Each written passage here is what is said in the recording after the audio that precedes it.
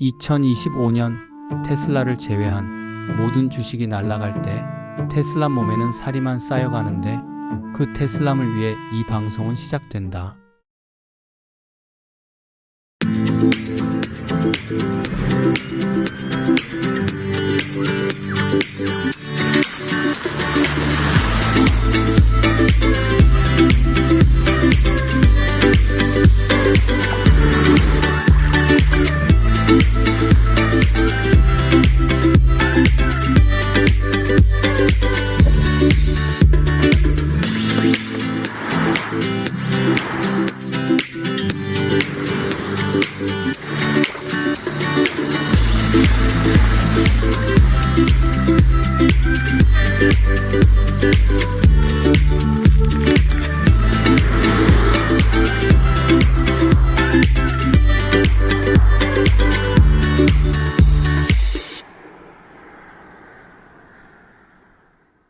이 방송은 테슬라 장기 투자에 관심이 많으신 우리 테슬람들을 위한 공간입니다.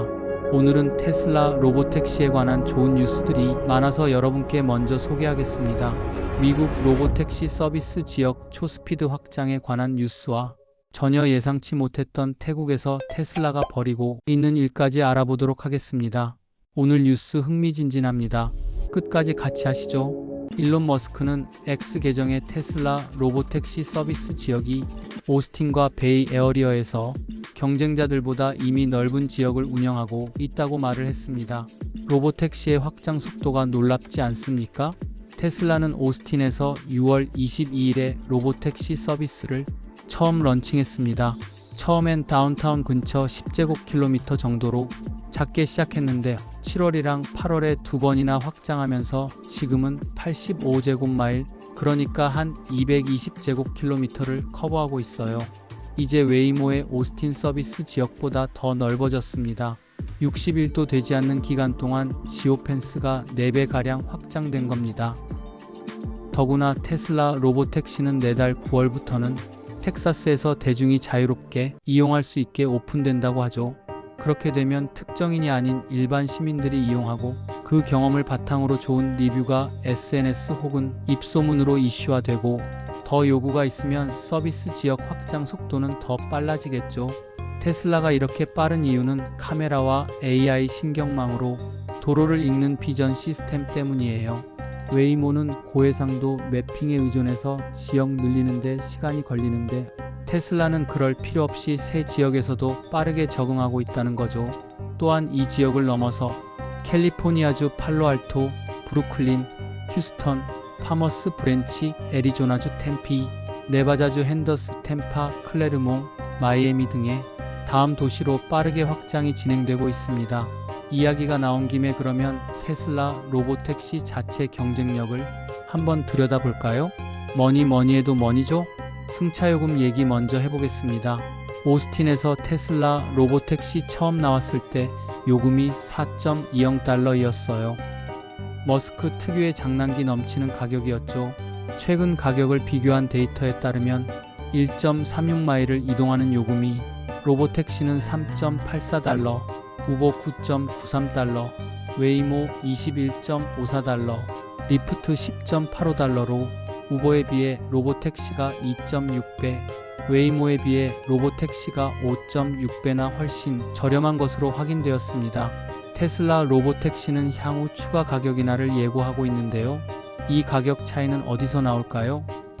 테슬라는 운전기사 비용이 없고 400만 대 넘는 차에 FSD 하드웨어가 이미 깔려 있어서 하드웨어 부분 추가 비용이 적어요. 웨이모는 라이더 센서랑 매핑 때문에 돈이 더 들고 우버는 운전기사 임금 때문에 요금이 높죠. 테슬라의 이런 저렴한 가격은 고객들한테 이거 완전 꿀이네 하는 반응을 얻고 있어요. 다음은 고객 만족도가 중요한 로보택시 성공의 열쇠라고 보이는데요. 오스틴에서 테슬라 로보택시 탄 사람들은 대체로 오, 이거 괜찮네 하는 반응이에요. 자동차 저널리스트 스코티 리스가 테슬라 로보택시 경험을 공유하며 완벽하다고 말합니다. 오스틴 시내에서 타겟 주차장까지 그녀는 승차감이 부드럽고 안전했으며 놀랍게도 사람과 비슷했으며 하차와 속도 면에서 웨이모를 능가하는 성능을 발휘했다고 말합니다. 또한 로보택시 소비자 소여 메릿은 36시간 동안 20번 92마일을 탔는데 주행이 부드럽고 진짜 편했어 라고 했어요. 안전 문제나 중간에 끼어들어야 할 일도 없었다고 하죠. 테슬라 앱도 엄청 편리해요. 목적지 바꾸거나 도착 시간 확인하거나 차 안에서 음악이나 온도 조절까지 다 되니까요. 근데 100% 완벽하진 않아요. 초기 테스트에서 복잡한 교차로에서 차가 좀 망설이거나 나무 그림자 같은 거에 갑자기 브레이크 밟는 팬텀 브레이킹 문제가 있었어요. 드문 일이지만 이런 건 기술이 더 다듬어져야 한다는 신호죠. 이렇게 로보택시가 주목을 받는 상황에서 자율주행 기술 진보에 대해 일론 머스크가 획기적인 말을 했죠. 일론 머스크는 FSD 출시가 약 6주 후라고 발표를 하면서 파라미터 수 10배 증가, 학습 및 테스트에서 대폭 개선, 안전성이 확인되면 차량의 운전자 주의 알림 빈도가 크게 줄어들 거라는 말을 했습니다. 머스크가 이건 FSD 역사상 가장 큰 도약이라고 장담했어요. 뭐가 달라질까? 간단히 알아보겠습니다. AI가 10배 똑똑해져요. V14는 AI 파라미터가 기존 B13보다 10배 커져요. 파라미터는 인공지능 모델이 학습을 통해 데이터를 처리하고 예측을 수행하는 데 사용하는 내부 변수입니다. 예를 들어 신경망에서는 뉴런 간의 연결 가중치와 편향 등이 파라미터에 해당합니다. 파라미터의 수는 모델의 복잡성과 처리 능력을 결정하는 중요한 요소입니다. 쉽게 말하면 AI가 도로 상황을 훨씬 더 잘 읽고 사람처럼 자연스럽게 운전할 수 있게 되는 거죠. 복잡한 교차로나 갑자기 튀어나온 장애물에도 더 부드럽고 안전하게 대처할 거예요. 운전자 스트레스도 줄어들 겁니다. 지금 FSD는 운전자가 핸들 잡고 계속 도로 쳐다봐야 하잖아요. 머스크는 운전자 주의 거의 안 필요할 거야 라고 했어요. 물론 복잡한 상황이나 비 오는 날은 아직 좀 지켜봐야겠지만 이건 로보택시 편리함을 엄청 높여줄 거예요. V14는 차량 마이크로 주변 소리를 분석해요. 경적 소리나 구급차 사이렌 들으면 바로 반응할 수 있죠. 이건 로보택시가 도로에서 더 똑똑하게 굴게 해줄 거예요. 복잡한 교차로, 주차장, 포트홀 같은 특수 상황에서 성능이 확 좋아져요. 드물게 튀어나오는 보행자나 이상한 도로 상황에도 더 잘 대응할 거래요. 완전 무인 FSD는 2027년쯤 목표지만 V14는 그 길로 가는 큰 발걸음이에요. 여기서 끝이 아닙니다. 더 큰 뉴스죠? 조금은 가까운 곳, 친근한 지역 소식입니다. 오늘은 테슬라의 풀 셀프 드라이빙, 그러니까 FSD 기술이 태국에서 규제 승인을 기다리고 있다는 소식이 있어서 우리 테슬라 모두를 환호케 했는데요. 테슬라의 자율주행 기술이 전 세계로 뻗어나가는 큰 그림 속에서 이게 왜 중요한지 말씀드려 보겠습니다. 왜 태국이 중요하냐고요? 태국은 동남아시아에서 자동차 시장이 꽤 큰 나라예요. 방콕 같은 대도시의 교통체증은 악명이 높죠. 이런 환경에서 FSD가 활약한다면 운전 스트레스가 확 줄어들고 교통 흐름도 더 효율적일 수 있겠죠.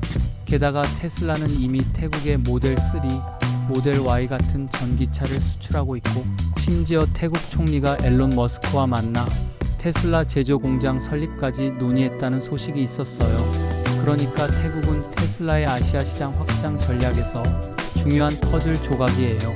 이제 세계 확산 관점에서 보자면 테슬라는 FSD를 이미 미국, 캐나다, 중국, 멕시코, 그리고 유럽 몇몇 나라에서 테스트하거나 런칭했어요.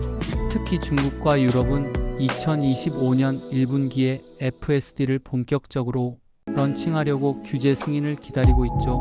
태국이 이 흐름에 합류한다면 아시아에서 중국 다음으로 중요한 시장이 될 가능성이 크죠. 각 나라마다 도로 환경, 교통법규, 운전 문화가 다르니까 테슬라가 태국 같은 곳에서 데이터를 쌓고 FSD를 최적화하면 자율주행 기술이 더 똑똑해지는 거예요. 이게 바로 테슬라의 글로벌 비전이에요. 전 세계 어디서든 테슬라 차가 알아서 척척 운전할 수 있게 만드는 거죠. 그런데 규제 승인이 왜 이렇게 중요한 걸까요? 자율주행 기술은 안전과 직결되니까. 각 나라 정부가 이거 정말 안전한가? 꼼꼼히 따져봐요. 태국도 예외는 아니에요. 태국 정부는 전기차 산업을 키우고 싶어 하지만 자율주행 기술의 안전성을 확인하는 게 우선이죠. 유럽이나 중국 같은 곳도 마찬가지로 깐깐한 규제를 적용하고 있어요. 예를 들어 유럽에서는 네덜란드가 자율주행 테스트에 좀 유연한 편이라 테슬라가 거기서 테스트를 먼저 시작했죠. 태국에서도 비슷하게 규제 당국과 협력해서 FSD를 테스트하거나 런칭하려는 움직임이 보이는 거예요. 재미있는 건 테슬라의 FSD가 태국 같은 새로운 시장에 들어가면 단순히 기술 확산에 그치지 않는다는 점이에요. 현지 운전자들의 데이터를 통해 FSD가 더 똑똑해지고 이 데이터는 다시 전 세계 테슬라 차량에 반영돼요. 예를 들어 태국의 혼잡한 도로에서 FSD가 어떻게 반응하는지 배우면 그 데이터가 인도나 베트남 같은 비슷한 환경에서도 활용될 수 있죠. 이렇게 테슬라는 전 세계 도로를 하나의 거대한 학습장으로 만들고 있는 셈이에요. 마지막으로 이게 우리한테 왜 흥미로울까요? 태국에서 FSD가 승인되면 동남아시아 전역으로 자율주행 기술이 퍼져나갈 가능성이 커져요. 언젠가 방콕 거리를 테슬라 차들이 알아서 달리는 모습을 상상해 보세요. 그리고 그 기술이 한국이나 다른 아시아 나라로도 확산될 날이 멀지 않았을지도요. 테슬라의 자율주행은 단순한 기술이 아니라 우리가 이동하는 방식을 완전히 바꿀 수 있는 게임 체인저죠. 만약 테슬라 FSD가 태국에 진출하게 된다면 어떤 멋진 모습을 보여줄지 우리 같이 기대가 됩니다. 테슬라 2025년 1분기 태국에서의 매출이 무려 1035% 성장, 매출이 다시 급증하고 있다고 합니다. 이 또한 테슬라의 태국 진출에 좋은 분위기를 조성하고 있다고 보입니다. 여러분 여전히 지지부진한 테슬라 주가에 힘드시고 엔비디아, 팔란티아 등등 헐헐 날아가는 주가에 상대적으로 화나시죠? 저도 마찬가지입니다. 그래서 제가 이 방송을 시작했습니다. 혼자 버티기 힘들어서요. 같이 버텨보아요. 좋은 기업, 좋은 종목인 거 아시잖아요. 또 만나요.